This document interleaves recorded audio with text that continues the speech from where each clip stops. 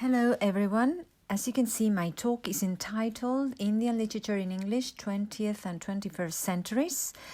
It aims to offer a panoramic vision of the development of post-colonial literature in English during these centuries up to the contemporary times. I have tried to structure and synthesize this evolution in the most complete way so that you can appreciate the variety and rich field of the literary in the diverse and complex context of India. It seems that though India seems to have become closer to us, it is still very unknown and distant, both geographically and culturally. The structure of the talk would include a description of the historical context, tackling the social and the cultural, where the development of the literary is based. Next, I will talk about the development of the Indian literature in English, most specifically the narrative genre, since though being the latest to appear, it has reached the furthest development, especially in the 30s and after independence in 1947 and up to the contemporary times. Literary narratives are linked and profoundly rooted in the nature and historical context of India, from which a specific image and a specific idea of India emanates, and it is where authors are framed. In this image that they offer, we should highlight a threefold perspective, that is, history, nation, and narration. We should see how the historical and cultural factors influence what today is the contemporary Indian narrative in India, and we will try to unveil the clues of the evolution of the Indian novel in English. When we talk about Indian literature, we have to bear in mind that it is a very wide field we are going to dive in. We should consider the complexity of India from the linguistic point of view. It is a context of linguistic diversity. And also, it is important to have clear what we understand as contemporary Indian literature. Contemporary Indian literature starts its development around the 1930s, beginning of the 20th century. And after independence, 1947, it would acquire a radical change that would mean underlie its evolution up to the contemporary times. The different literary genres played a role in the different historical periods in India. During the Vedic period, the epic and lyrical poetry would be developed. During the Indian Middle Age, traditions and myths would be present in the dramatic sphere, and it would be the 20th century when the splendor of the novel would start its firm pace up to the contemporary times. When we talk about Indian literature, we have to bear in mind that there is a great diversity, not only from a linguistic point of view, but also from a literary point of view. We have to consider that there are as many vernacular literatures as vernacular languages exist in India.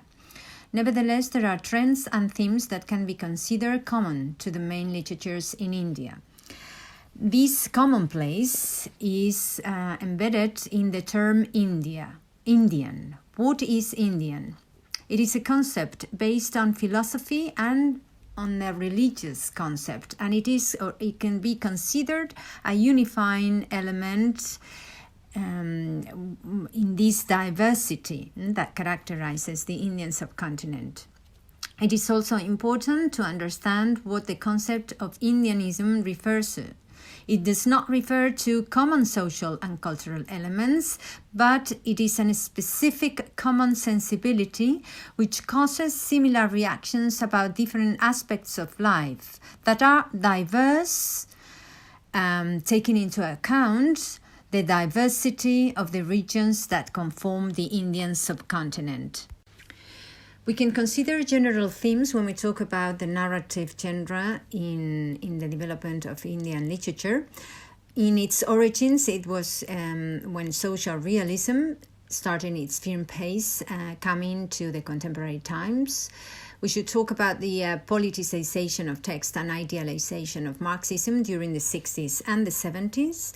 Literature was also a means of reflection to achieve a national identity, to give shape to a national identity, especially right before independence and coming to independence in 1947. Rabindranath Tagore should be highlighted as representative of the human individuality and its sacred essence through his poetry.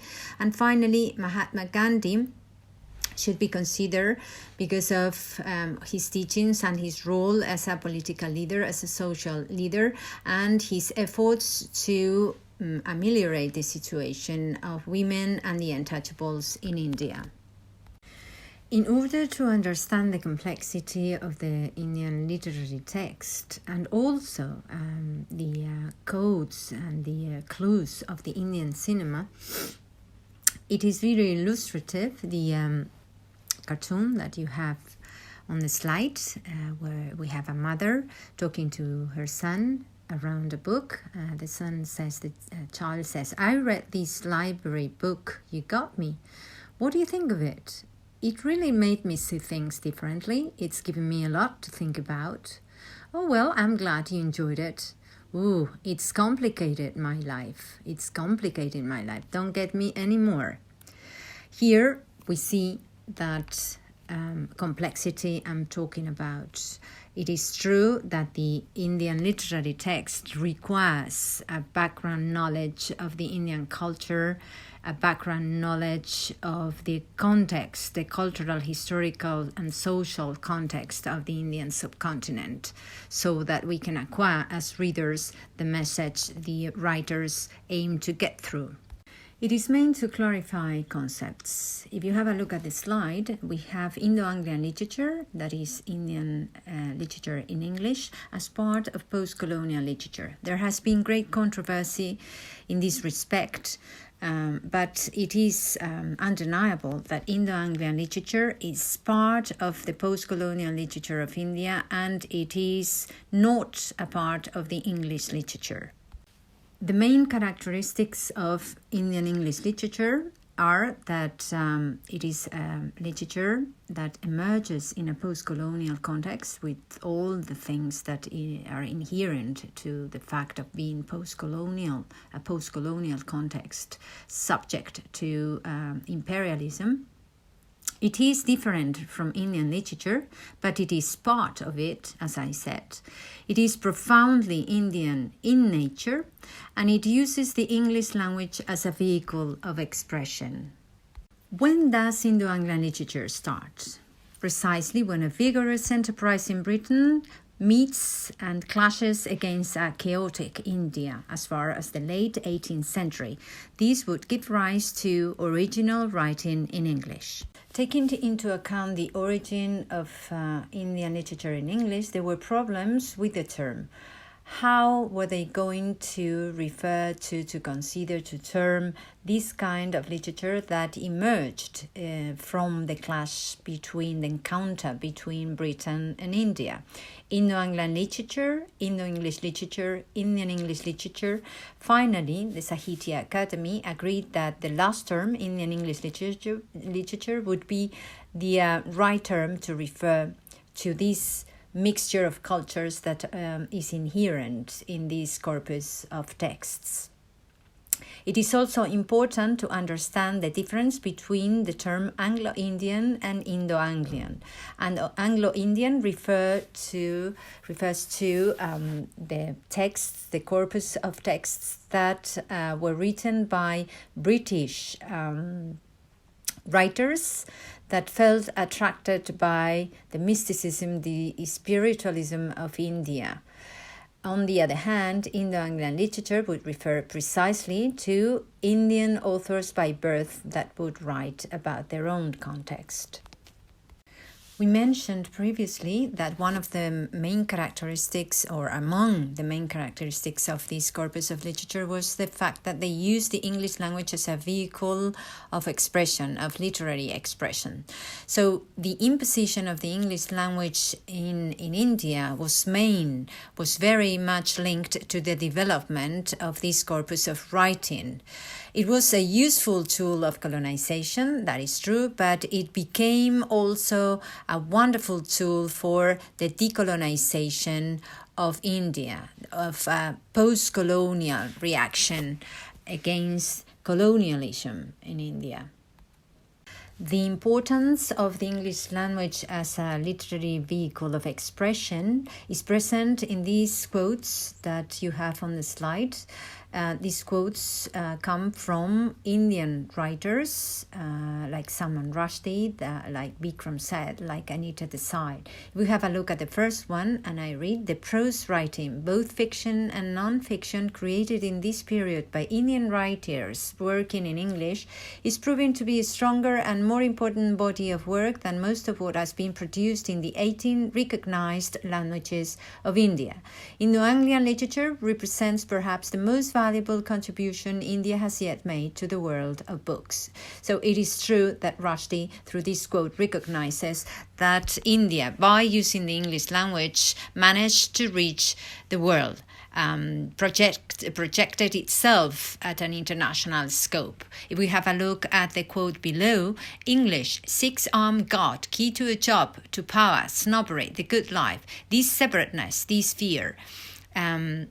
From the collected poems by Bikram Seth, here we infer the importance of managing English in order to promote within society, in order to get better jobs.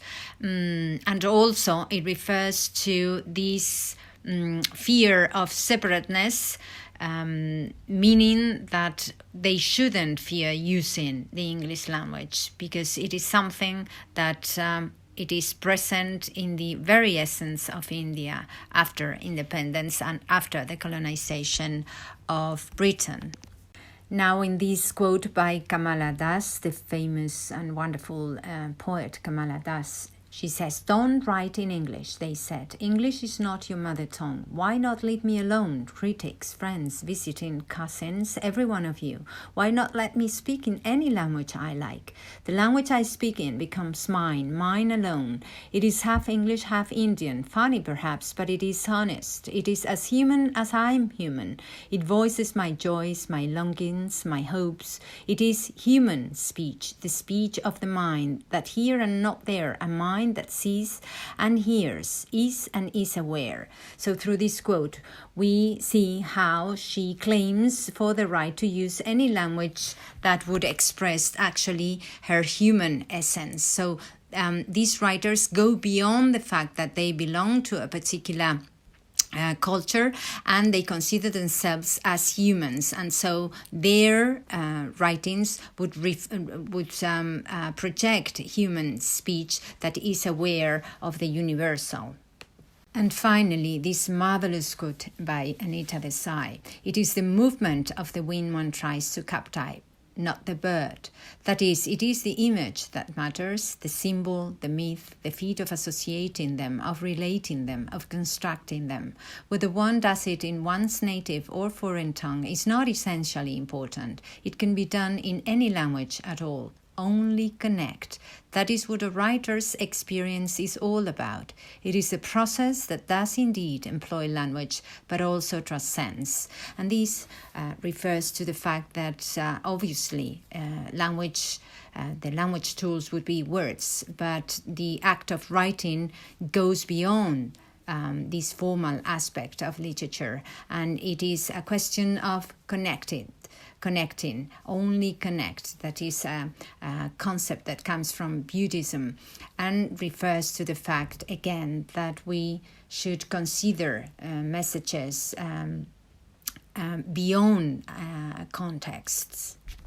The use of English as a literary vehicle of expression undergoes a process of Indianization, which means that we are going to find in this variety of English that is spoken in Bangladesh, India, Nepal, and Pakistan, we're going to identify several linguistic and cultural transferences in order to be adapted to the Indian context.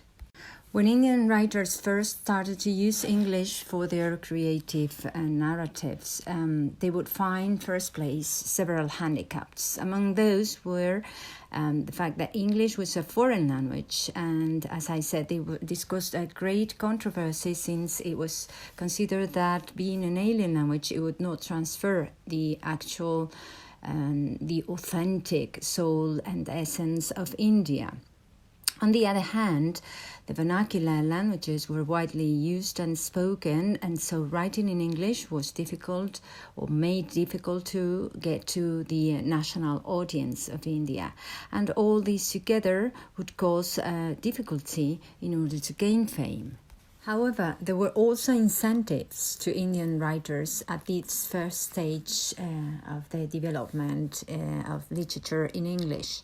There was a great desire to impress the British public on the one hand, and then the fact that they used English would guarantee somehow that they would get to a wider international reading public.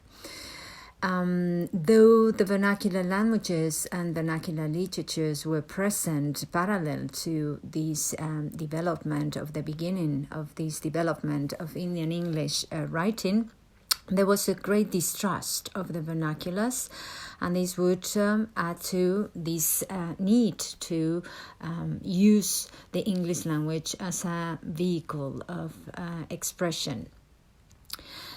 Also, this upsurge of nationalism present during the times of Gandhism, this growing national feeling, would add to the fact that using English as a vehicle of expression would promote even more this nationalistic feeling. And finally, there was a great desire to be inspired by the Western models. The assessment of results of these first examples of Indian English writers would be imitations. They would try to imitate Western models.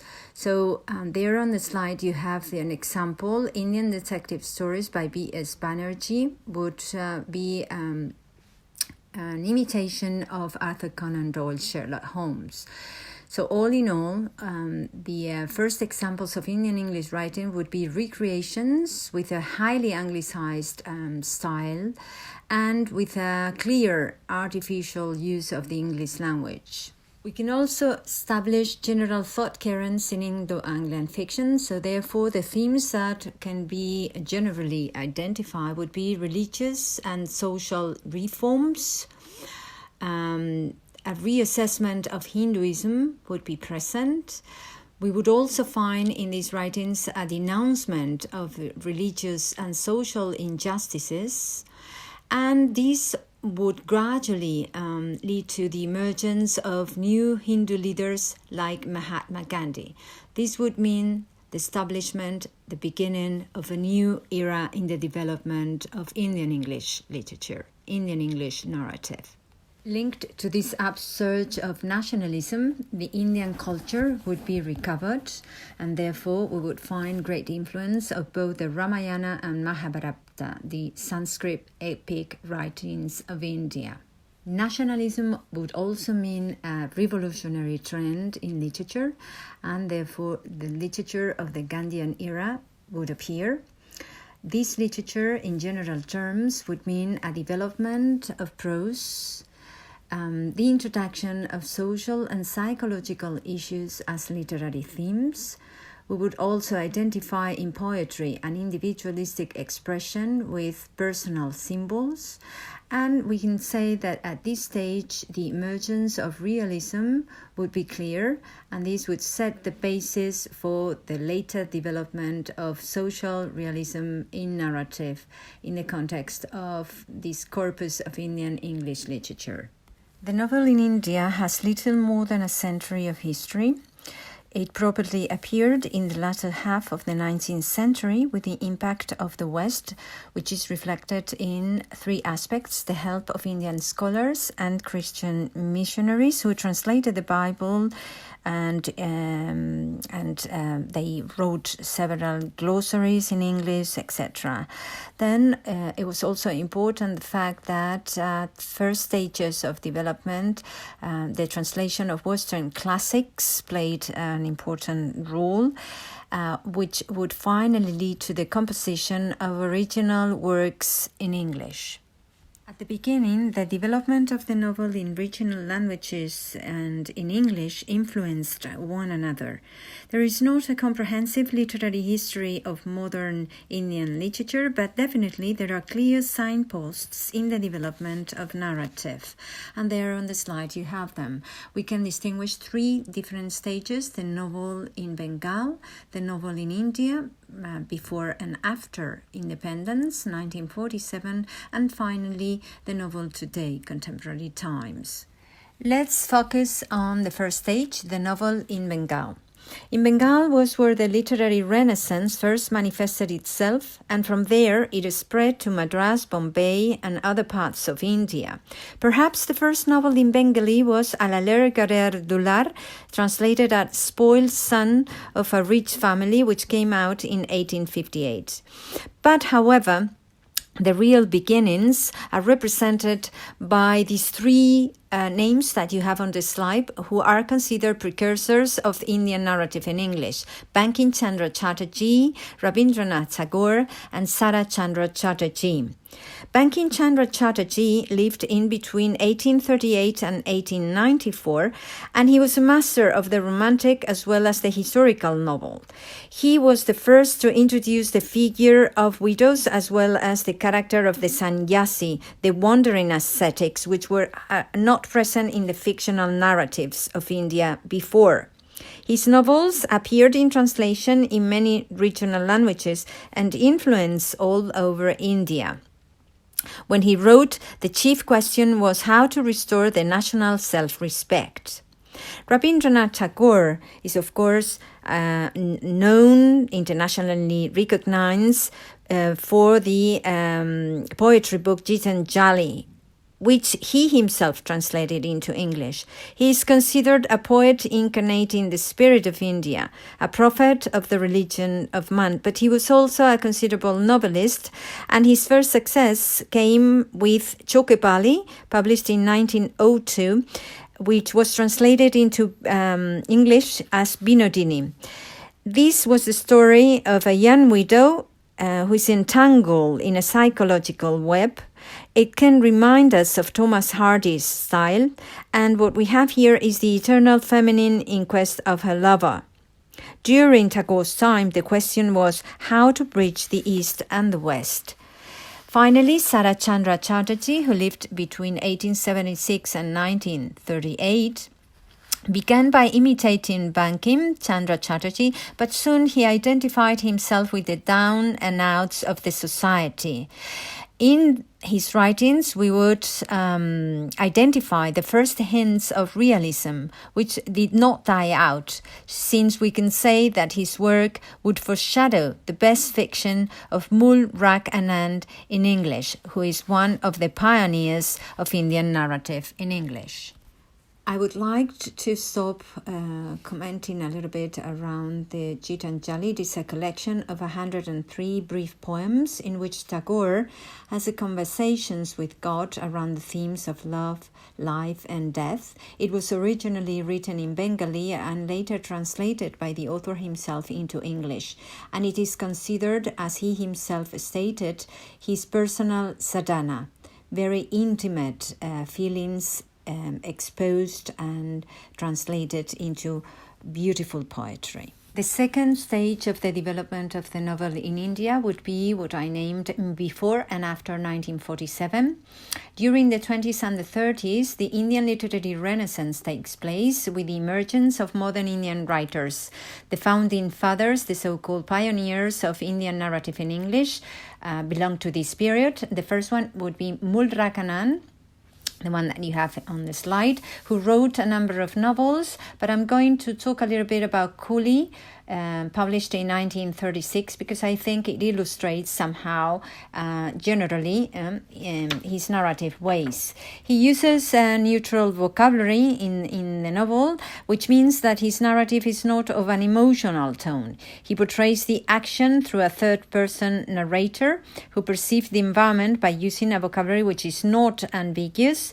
Often he turns into a critical attitude, and he does not use rhetorical form. He tries to portray an image of India during the colonial period, free from any sort of romantic idealism. The title of the book, Cooley, implies in itself the social attitude of this writer, since it refers to the outcasts within the Indian social hierarchy. He transfers into English his native tongue, Punjabi, so we are going to find loans, literal translations from his native tongue into English, being then witness of this process of Indianization of the language that I mentioned previously.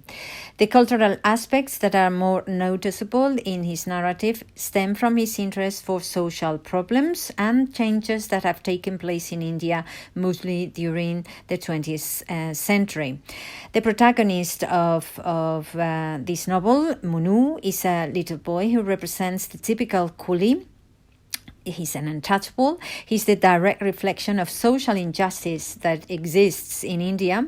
We also find Bombay, the city, considered a symbol, the symbol of the railway.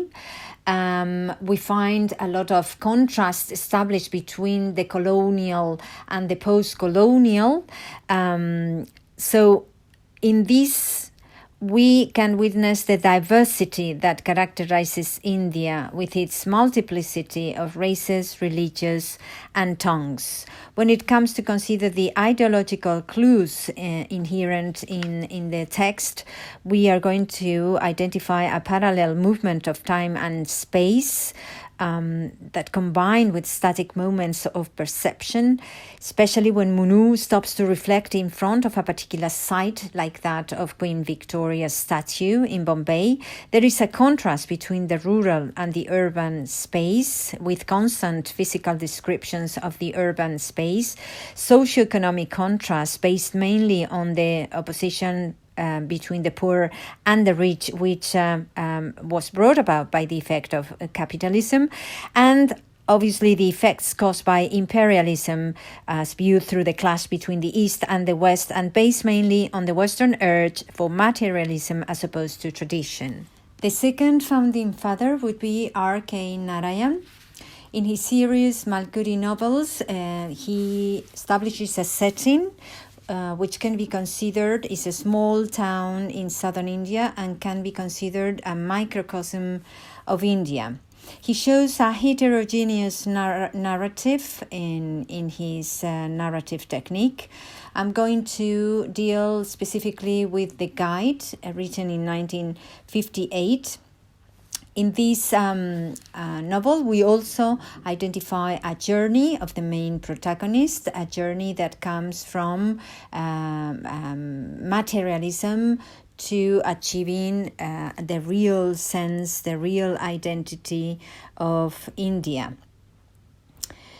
In his narrative, Narayan alternates rhythms, descriptive, the objective, but at the same time conveys a certain degree of emotion. It is a third-person narrator who perceives the environment with a great connotation of feelings. His Indianness marks, to a certain extent, the gradual change of Indian attitudes into a westernized and modern outlook, both in form and contents. He uses the English language in a very precise way, also a realistic way, and he makes use of an exquisite irony which pervades all the narrative. From a cultural point of view, he portrays the rural environment of India, its people, their ways of life, their sense of individuals immersed in a community, their peculiar conceptions of time and space, religion, superstitions, as it is implied in the title of the book itself, The Guide, which can be directly linked to cultural and religious matters.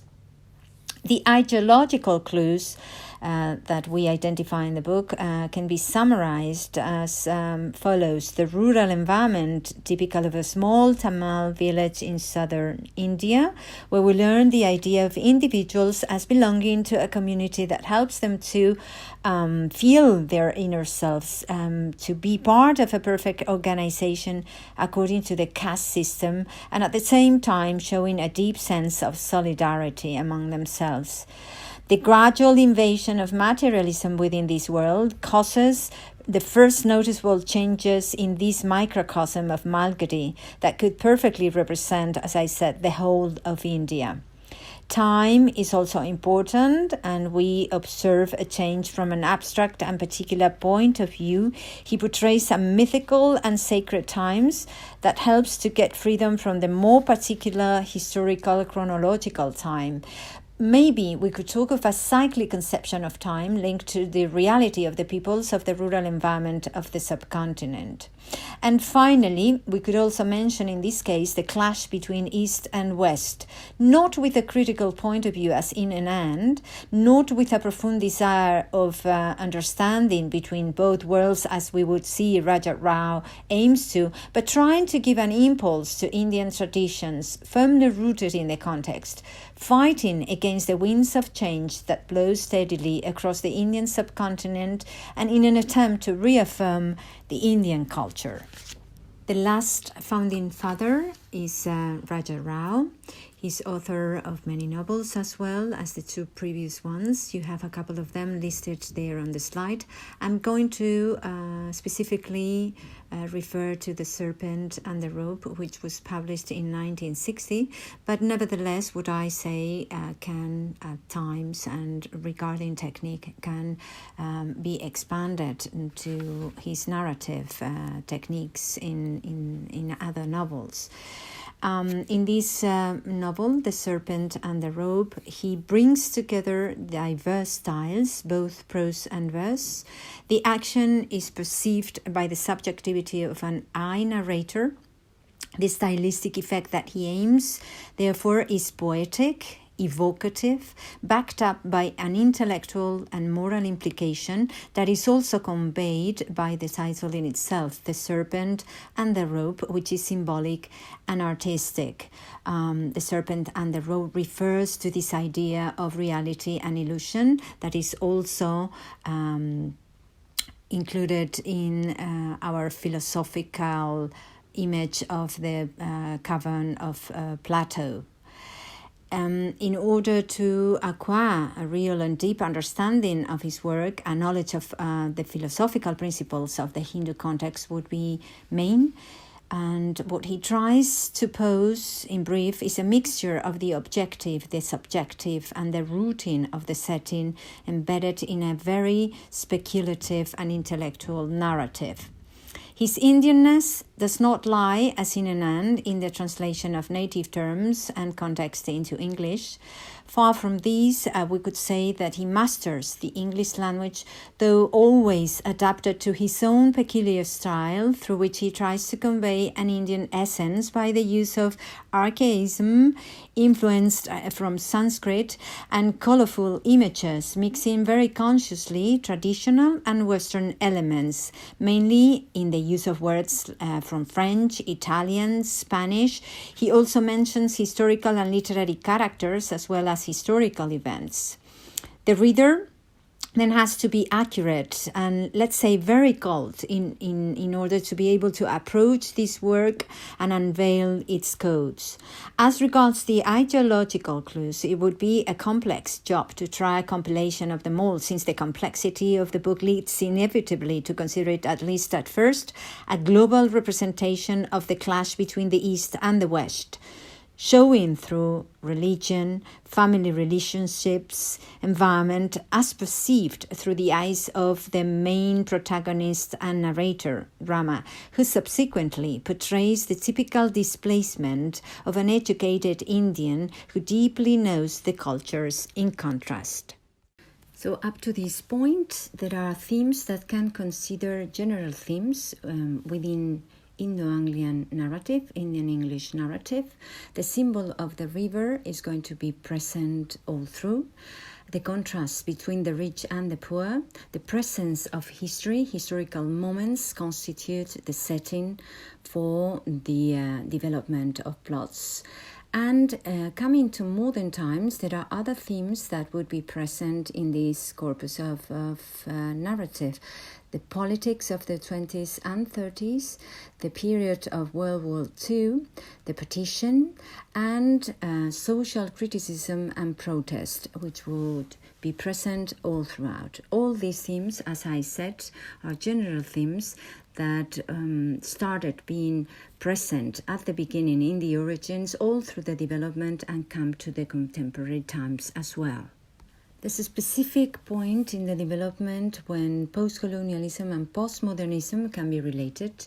In this particular stage, I will mention Anita Desai, specifically her novel Voices in the City, and Salman Rushdie in his novel Midnight Children. Anita Desai personifies the evolution of the feminine narrative in English. She has written up to the moment 12 novels and one book of short stories. She uses basically prose poetic, and we can say that she can remind us of Jane Austen and Virginia Woolf in her narrative style.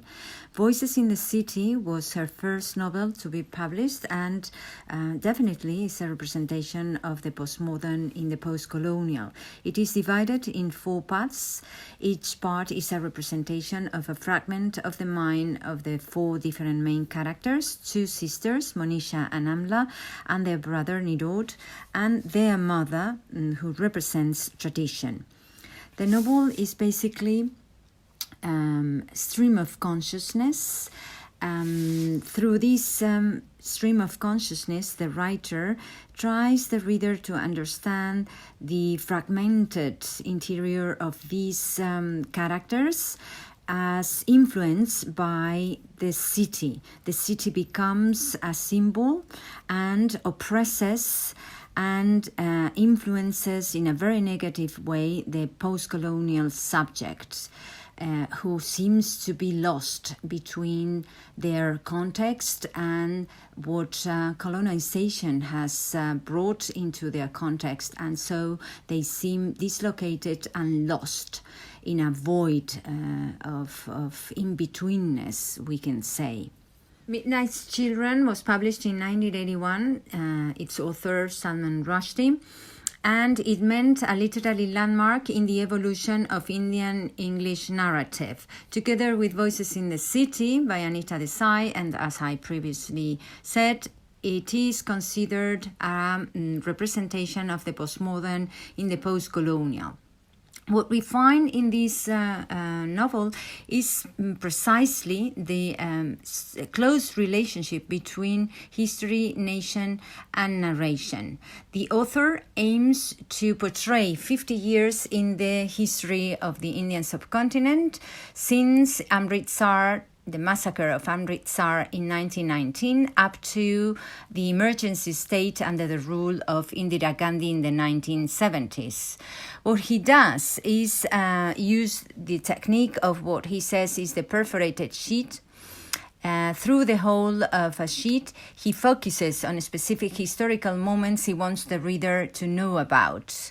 And so we're going to find a representation of modern India, making emphasis in the conflict caused by the clash between Western values and Indian traditions. It is a novel undoubtedly of an international dimension and includes, as I said, magic realism, constant chronological sequences, metafiction, but at the same time is profoundly Indian.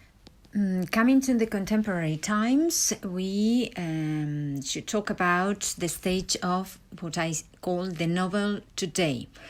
In this stage, I have chosen two authors to talk about: Amitav Ghosh with The Hungry Tide and Bikram Seth with The Suitable Boy. Amitav Ghosh in The Hungry Tide tries to develop the concept of identity, and closely related to this concept and his aims is the setting of the novel, which are the Sundarbans, the tide territories. It is symbolic, the idea of transformation, of renewal, that the constant flow of tides generates in these territories, and this is transferred onto the experience of the main characters in the plot. The novel highlights the importance of the natural element and the role that it plays, both from the perspective of the Indian characters and the characters that are not Indian. This worry about ecology and the presence of an eco-critical perspective can be made extensive to other novels in this particular generation of writers. In the case of Bikram Seth with A Suitable Boy, we consider that Midnight Children, together with this novel, would be the masterpieces of the Indian narrative. A Suitable Boy narrates the story of 4 family sagas, and the main theme is a love story between 2 youngsters, a Muslim boy and a Hindu girl, to illustrate the everlasting confrontation between these 2 religions. The setting, the historical time of the plot are the times of partition, with all the effects that this historical moment had on the society of India and individuals. This novel has been recently adapted to a Netflix series, which I highly recommend. We can refer to the contemporary generation of Indian English writers as maybe globalized generation. We can say that we come gradually to the contemporary through a globalized generation of writers. Among those, we can consider Salman Rushdie with Fury, Anita Desai with Fasting Feasting and The Zigzag Way, and Arundhati Roy with The God of Small Things and The Algebra of Infinite Justice. Anita Desai in Fasting Feasting narrates the story of an upper middle-class Hindu family immersed in contradictions between the Western modernity and the deeply rooted traditions of the Indian subcontinent. The novel is divided in 2 parts, which deal with the story of Uma and Arun in India and the US, respectively. The final message in the novel can be that contemporary society lacks true communication. Human beings are the same wherever we go, and contexts are arbitrarily established. Precisely, this lack of communication is the root of contemporary diseases like terrorism, fundamentalism, and the like. On the other hand, Zigzag Way, which you have on the slide on the right, is a last novel and is worthwhile highlighting here a complete change of setting. Desai makes the reader dive into the Mexican context with its history and traditions. This means a step forward in the evolution of Indian English novel. Writers look for new settings where they place their plots, contexts are transcended in line with the message that they aim to put forward, and that is that we are human beings and we should have a planetary sense. Fury by Salman Rushdie is a post-9/11 novel. Rushdie presents here the city of New York in its most sordid side as the symbol of contemporary urban environment, with its effect on individuals that are made clear in the text that you have on the slide. Life is fury. Fury, sexual, Oedipal, political, magical, brutal, drives us to our finest heights and coarsest depths. This is what we are, what we civilized ourselves to disguise, the terrifying human animal in us, the exalted, transcendent, self-destructive, untrammeled Lord of creation. We raise each other to the heights of joy. We tear each other limb from bloody limb. I think that here is made patent, not the spirit that pervades all throughout this novel. The God of Small Things by Arundhati Roy wins the Booker Prize. In this novel, she narrates the story of 3 generations. What is worthwhile highlighting here is her narrative style. She's an architect, and she has admitted that she has transferred her professional mindset onto her narrative technique. Her second novel, published 10 years later in 2017, entitled The Ministry of Utmost Happiness. Here we learn about the history of modern India and Pakistan through the lives of the microcosm of individuals who live in the eternal confrontation of Kashmir and the outside communities in Delhi. The writer tries to convey in the novel her view of a corrupted India in the political sphere, the religious hates, the social injustices with the caste issue, the division of the country, gender issues, love. All these themes and issues are present in the novel. It is a very, very realistic image of contemporary Indian, which leaves little space for optimism, actually.